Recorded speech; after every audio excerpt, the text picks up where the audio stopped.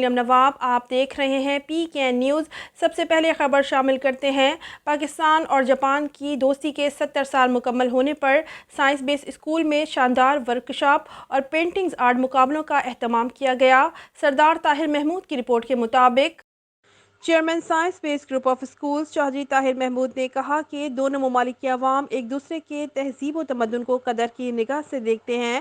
ہمارا تعلیمی نظام اگرچہ جاپان سے مختلف ہے، مگر وفود اور ثقافتی طائفوں کے تعلیمی دوروں سے دونوں ممالک کے طلباء کی تعلیمی استعداد میں جدت لائی جا سکتی ہے۔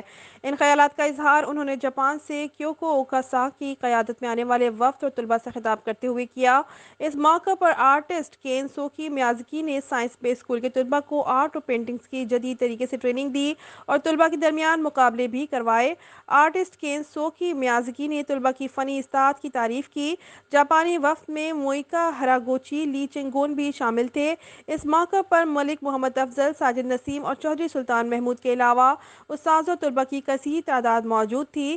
بعد ازاں chairman science base group of schools Chaudhry Tahir Mahmood نے مہمانوں کو سووینئرز اور تحائف دیے اور نمایاں کارکردگی دکھانے والے طلباء و طالبات کو جاپانی وفد نے انعامات اور سرٹیفکیٹ بھی دیے۔